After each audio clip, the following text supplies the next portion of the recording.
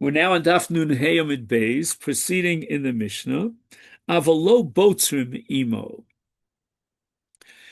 You're not allowed to harvest grapes together with the goy. He's not allowed to assist the idol worshiper in harvesting grapes in Eretz Yisrael. Why?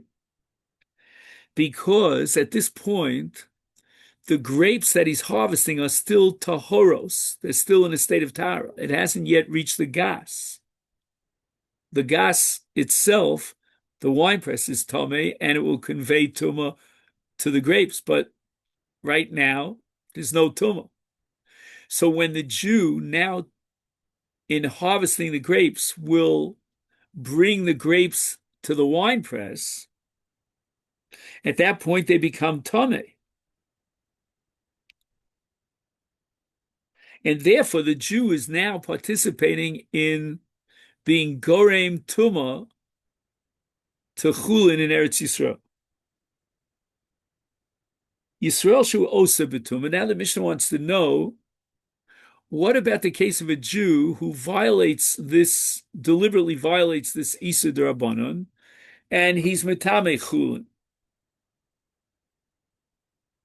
So he's going to process his wine, even though he's going to be metameh the wine.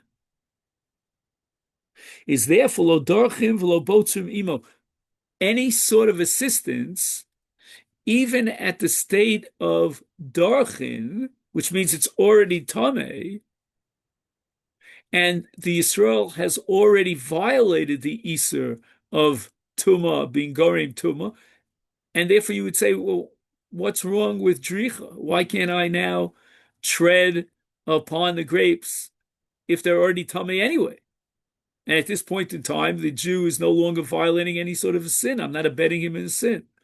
But the Mishnah says we established an all-inclusive Isur, that any part of the process of creating wine, in the case of a Jew who is guilty of violating the Isur of being gorem tumah, is prohibited. We're not going to distinguish between dricha on the one hand and betzira on the other hand. So once we said that betzira, which is harvesting, which is clearly abetting this crime of being metameh, is asur, and you're not allowed to join together with this Jew in betzira, then the Rabbanan said, don't even go near him. It's almost as if the Rabbanan are saying that the Jew who's violating this Isur of being gorem tumah should realize that he's not going to get any help from any of his friends at any stage. And that hopefully will convey a message to him that he's, it's not, crime doesn't pay. Avomolichim imo chavis legas, umeviim imo minagas. So to transport barrels, whether it is to the wine press or from the wine press to the market, that's permissible. Why? Because now we're talking about chavios, we're talking about barrels, and barrels have a different status in halacha. Whatever's in the barrel is in the barrel. That's already a different stage. It's already too far removed from the process of making the wine, in which the Jew never violated the Isur being gorem tumah. What about a nachtom? All right, the Machlokas Rashi and tells exactly how to translate the word nachtom. I think Tosas's pshat is a lot simpler, but we'll go with Rashi. Rashi says that a nachtom is the person who kneads the dough with a K, right? Kneads the dough. And who osa b'tumah, once again, we're talking about a Jew who's metame the dough illegally, violating the Isur Rabbanan of being gorem tumah in Eretz Yisrael. And now, lo loshim v'lo orchim imo, don't do anything to abet him in his crime, neither to knead or to shape the dough. When he's finished, baking his bread, and he wants to hire you to transport the bread to the marketplace, that you're allowed to do. That's already far removed from the process of making the bread in which the uh, Jewish baker had already violated the Isser of being Gorim Tumah. It's already far removed. It's like transporting the barrels of wine. Okay, now we start the sugya of Rav Huna. And as I indicated before, Rav Huna is going to throw a curveball and change our understanding of this mission. Omer Rav Huna Yayin, Kevan shehischil lihi moshech, ose yayin. Ose yayin es.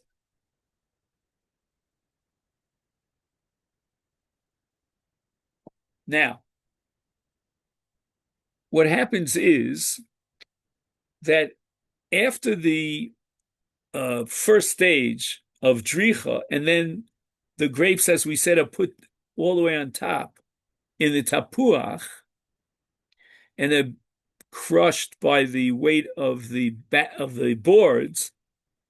The wine, or we'll call it Suffolk wine, because that's going to be the issue here in Rav Huna, begins to ooze down to a basin, to a receptacle. The receptacle has a hole in the bottom of the receptacle so that the juices will now flow down to the bar. And if there's a large volume of grapes in that basin, then the hole on the bottom of the basin becomes clogged up.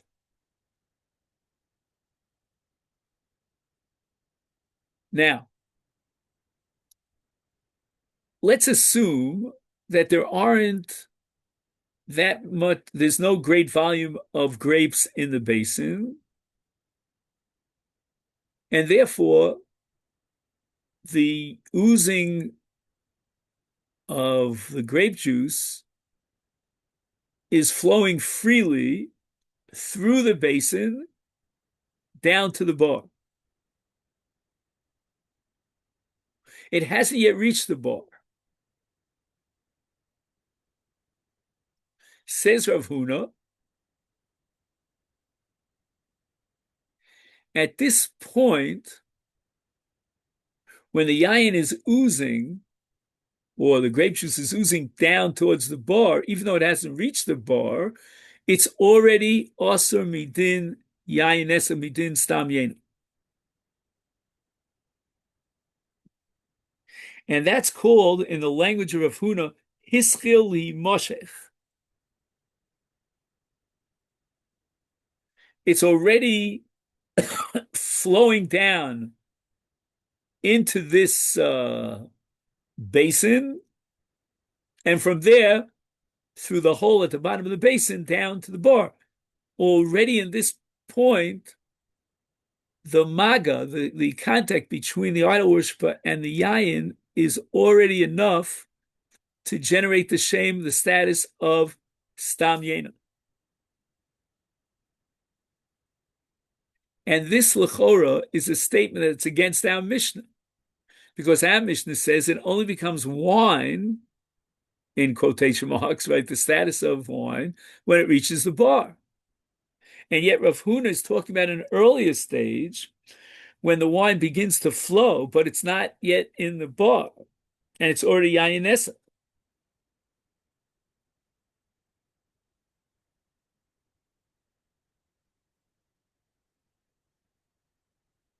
Rav Huna states that as soon as juice from the grapes that were already subject to dricha begins to flow,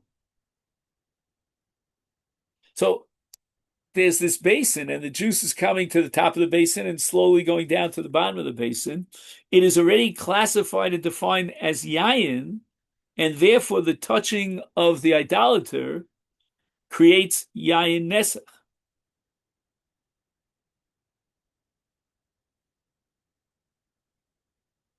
Now, he has a shtickle Torah here that's based on apparently some of the Rishonim, maybe Rashi, maybe Tosfos, maybe the Ravid.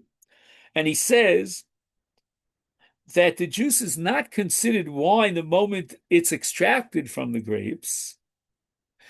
When at stage one it begins to trickle downward, at that early stage, it is so mingled with shells and pits that it doesn't really flow freely. So we got to get it down to the basin where there's a process of sinun, of siphoning off the pits and the shells. And therefore, Avhuna says that as soon as all these pits and shells are separated, he says either it's removed to the top of the basin or to the sides of the basin. Now the juice can flow freely toward the bottom of the basin and from the bottom of the basin down to the bar. And it's already considered yayin. So basically, there are two chidushim here in Rav Huna. Number one, that the grape juice is considered wine as soon as it can flow freely, meaning you've already removed to the sides of the basin the shells and the pits, and it hasn't yet reached the bar yet, it's already yayin. And not only that, once the process of separating the shells and the pits has begun, and we gauge that by the fact that the yayin can flow freely, even though it's still a mixture of grape juice and grapes. Why? Because he's going to take it from the basin and put it back on the tapuach, on the mound, because there's still a residue of juice in the grapes.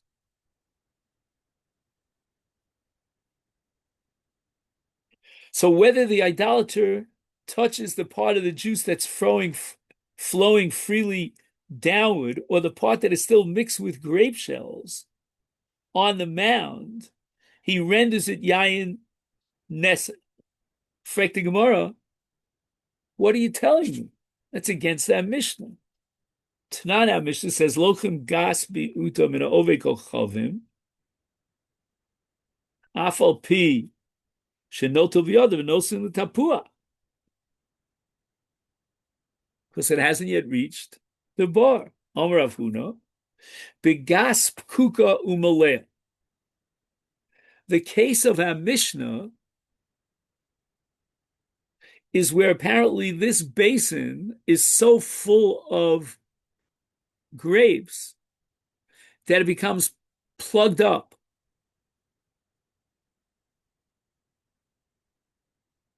So the drain through which the wine exits has been plugged up. The basin is filled to the top with grapes.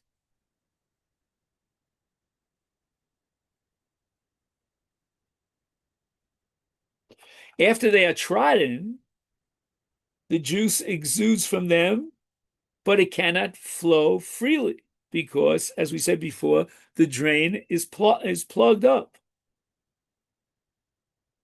So therefore, even when the akum takes some of the crushed grapes from the lower part of the basin and places them all the way up on the mound, the juice is not flowing freely. It merely flows back into the grape shells. I guess it's mixed in with the grape shells. And juice remains permitted, even though the idolater touched it with his hand. However, if the basin would not be completely filled, and therefore the idolater could remove all the crushed grapes from the juice, place them on the mound, allowing juice to flow freely, then, in fact, it becomes yayin nesa. Toshma, now we're going to see Rav Huna using that ukimta over and over and over again. We have, in the next piece in the Mishnah, it says, Eino osa yayin nesach ad sheyerid lebar. Why does it say so? According to Rav Huna, it becomes yayin nesach, even when it's still on the mound being crushed. It hasn't yet gone down to the bar, but it's flowing freely. Hachinami begatz pkusam leah. Again, we'll use the same logic that it's clogged up and if it's not flowing freely. Toshma, once again, Yared Labar. The Mishnah makes a distinction between that grape juice that already went down to the bar, and that becomes Yayin Esach, Masha Barasa. Vashar Mutter, but the wine that didn't go down into the bar is not Yayin Esach. And at this point, the Gemara has completely rejected Rav Huna. And Omar Rav Huna lo kasha kan b'Mishnah Rishona kan b'Mishnah Achrona. So there's the original Mishnah. Now we're going to see that the original Mishnah was Mekil, as we see that it's not Yayin Esach until it actually reaches the bottom, reaches the bar. But we're going to also see soon that the Mishnah Rishona is also Machmir. It has a Chumrah. So it's not just that in a later generation they rescinded the original Mishnah just because it was Mekil. Yes, that's true to some extent, but that's not really the point. The Sanya, now let's get an idea of what the Mishnah Rishona, Mishnah Achrona is all about. Barishona hayu omrim, and this is a mnemonic device called Badad, Beis Dalid Dalid. And now the Gemara is going to, how do you say, B'mifanech, it's going to take apart this Badad, Beis Dalid Dalid, to formulate three principles that underlie our Mishnah.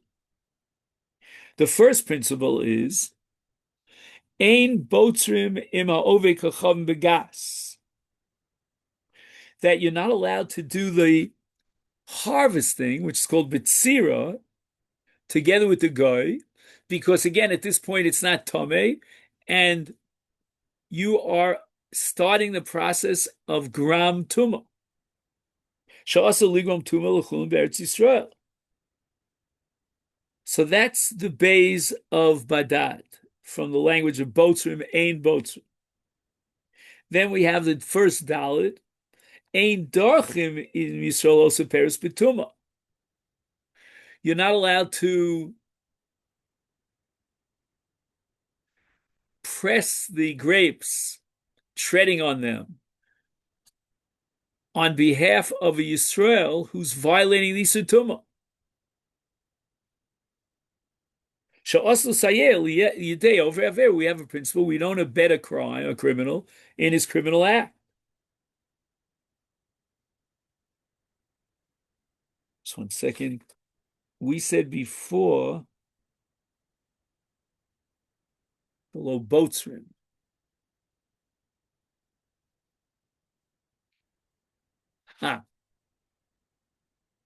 The Chiddush is that you can't even do Dricha, because Dricha takes place after it's already been transported to the gas, and presumably it's already Tameh. So the Chiddush is that even despite the fact that the Avera is complete, you still can't give him any assistance. Now we get to the last Dalid.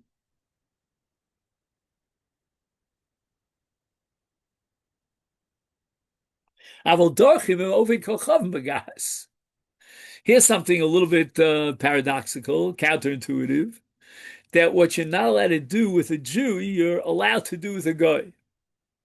Why? Because the dricha, the treading upon the grapes, takes place after it's already reached the gas, and it's already been defiled. So you're not in any way causing the defilement, nor are you abetting in a crime, because, as we said before, the guy is not enjoined in any way, shape, or form from being Mitami Chulin in Eretz Yisrael.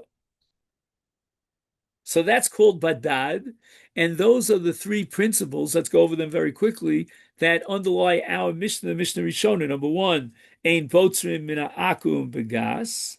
Number two, Ein Darchim Im Yisrael also Peres Betuma. Number three, Darchim Im Ha'ovei Kachav Begas.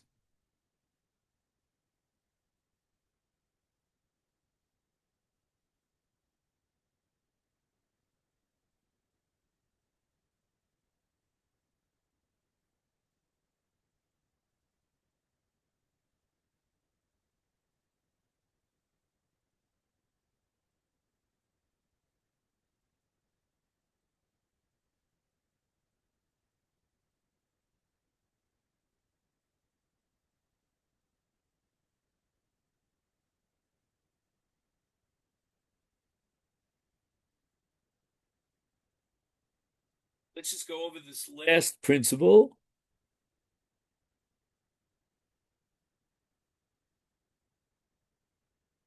I'm sorry. Let's just go over the first of the three principles, the bays.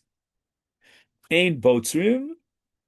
A Jew may not assist an idolater in harvesting grapes in Eretz Yisrael because the task of harvesting includes transporting them to the wine press, placing them in the treading basin, and there they will be rendered tameh when they are trodden. The one who places them in the basin for this person is causing them to become tameh.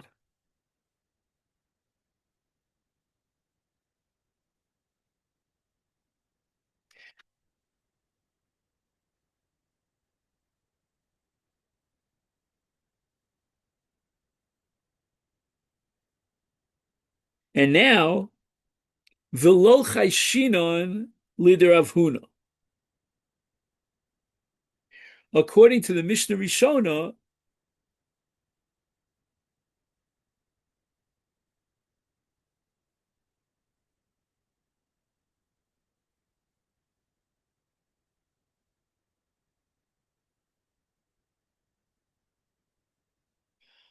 we're not choshesh for Rav Huna,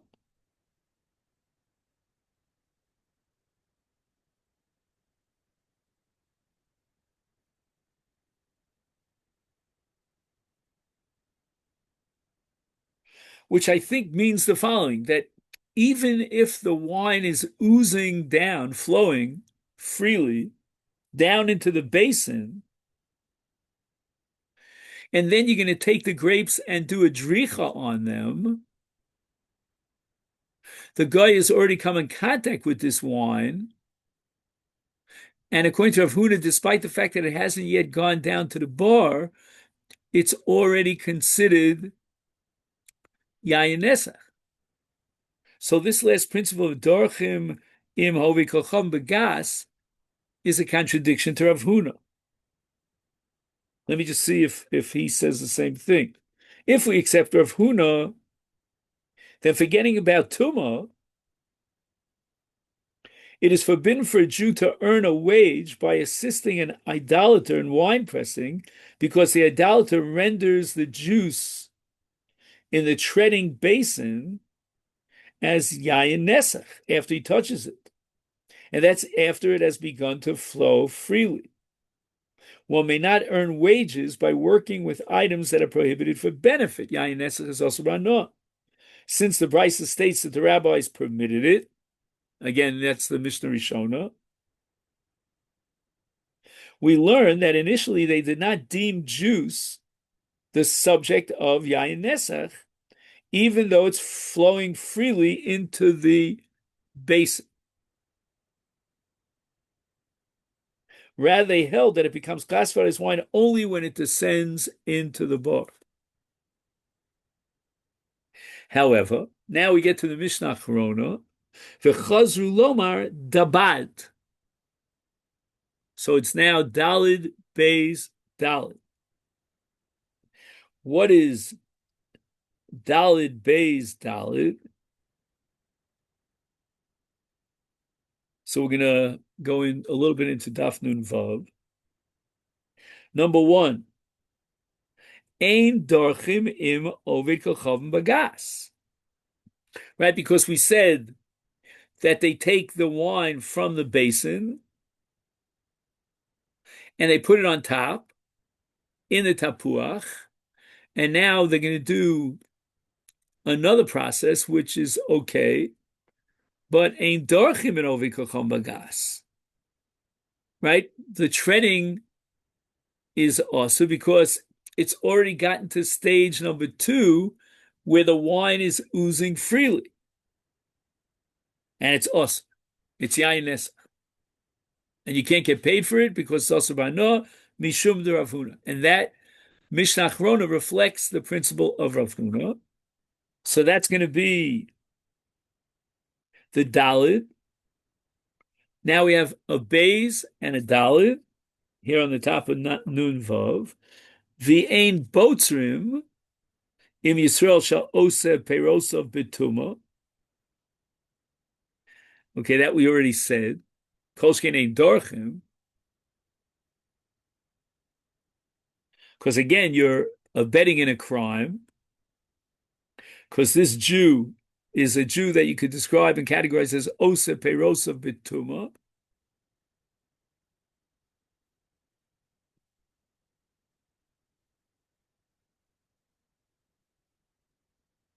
It is prohibited even to harvest grapes with a Jew who processes his produce in a state of tuma, since the harvesting of the grapes causes the grapes to eventually contract tuma when they are trodden.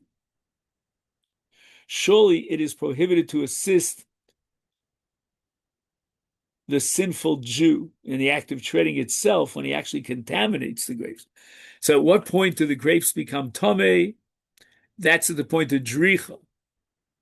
And now you're going to help him with the dricha to be mitame the grapes. That's upgrade. That's for sure also.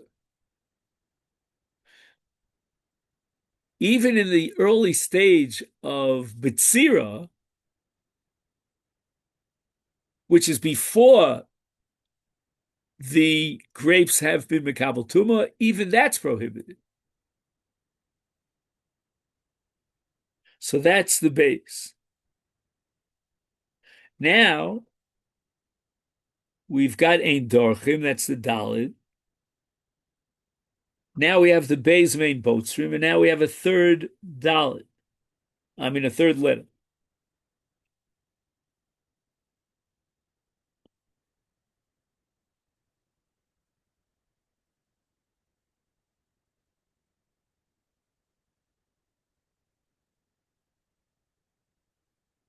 Avol Botzrim ima ove kolchav begas. Just 1 second. I made a mistake. It's not Dalit base Dalit, it's Dalit base base. A Girsa problem. So the second base is Botzrim ima ove kolchav begas. So again, according to the Mishnah Achrona, it's Ein Dorchim im Ovid Kochav Magas. Because at that point, the wine is flowing freely. But now we're going back to Bitsira. Bitsira is before anything happened. There was no treading, there was no trotting, there was no nothing. And therefore, you're allowed to do that with the guy because there's no, clearly, this is less mandipoling, there's no status of Yain Nesa. But the only problem is that after the Bitsira, the grapes are going to be brought to the gas and they'll be tame. So you're in a sense being gorem tuma to chulin in Eretz Yisrael. And here's where the Mishnah Achrona is mekil. Shemutal ligrom tuma lechulin be'Eretz Yisrael. The Mishnah Achrona never accepted this gzera that you're enjoined from creating tuma to chulin in Eretz Yisrael.